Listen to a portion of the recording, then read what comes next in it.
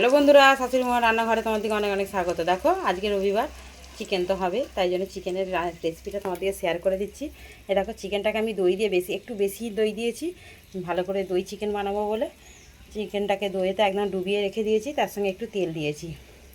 তোমরা দেখতেই পাচ্ছ আমি ম্যাগনেট করে আসার সময় তোমাদেরকে শেয়ার করা হয়নি, আমি এখন শেয়ার করে দিচ্ছি। দেখো দই মাখা আছে, বোঝাই যাচ্ছে দই ম্যাগনেট করে ভালো করে রেখেছি।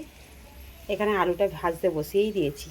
এবার আমি ঝটপট চিকেনটা রান্না করব। তোমরা ঝটপট করে কমেন্ট করো আমার চিকেন রান্নাটা তোমাদের কেমন লাগছে। যার জন্য আমি পেঁয়াজ নিয়ে নিয়েছি, একটু বেশি পরিমাণে পেঁয়াজ লাগবে। আর দই চিকেন একটু হালকা টক মতনও হবে, খেতে খুব সুন্দর। রুটি, পরোটা, ভাত যা দিয়ে খাবে তাকে দিয়েই ভালো লাগবে। আমি কিভাবে কি করছি তোমাদেরকে শেয়ার করবো। আর একটু আলু দেবো, কেন এক দুজন আলু খেতেও ভালোবাসে, সেই জন্য একটু আলু দিতে হবে। সেই জন্য কটা আলু ভেজে নিয়েছি। তোমাদেরকে চিকেন রান্নাটা শেয়ার করছি, তোমরা দেখতে থাকো।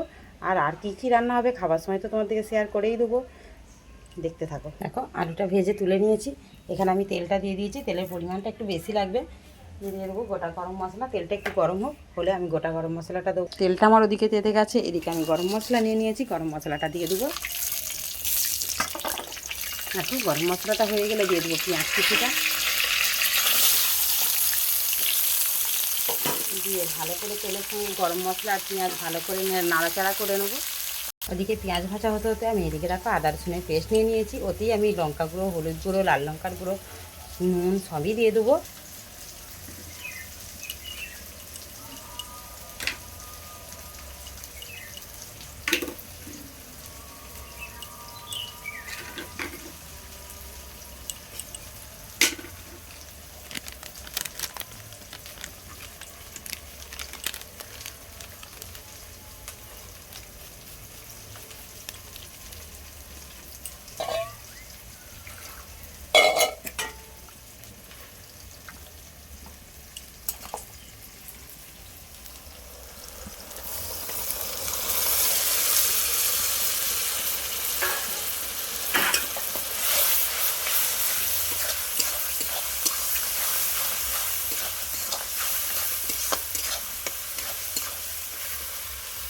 দেখো বন্ধুরা, মশলা দিয়ে কত সুন্দর তেলটা ছেড়ে দিয়েছে। এবার আমি চিকেনগুলো দিয়ে দেবো।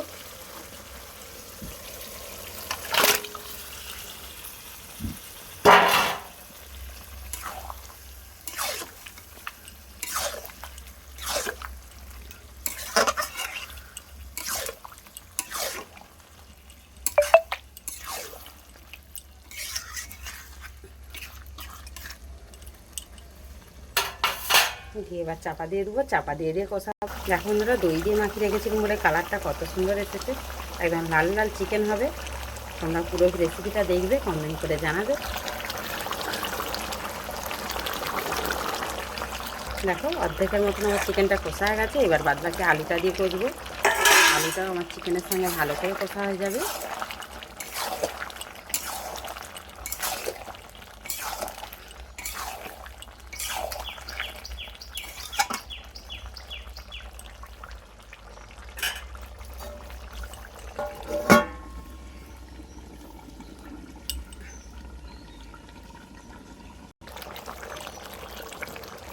দেখো কত সুন্দর কালারটা এসে গেছে।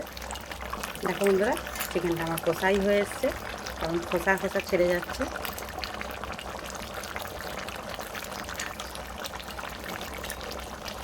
দেখো বন্ধুরা, চিকেন কষাটা আমার হয়ে গেছে। প্রথম থেকে শেষ পর্যন্ত পুরো ভিডিওটাই তোমাদেরকে শেয়ার করেছি।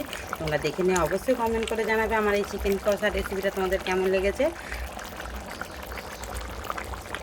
কালারটা কত সুন্দর এসেছে দেখো। অনেক অনেক ধন্যবাদ আমাদের ভিডিওগুলো দেখার জন্য, আমাদের দিকে কমেন্ট করার জন্য।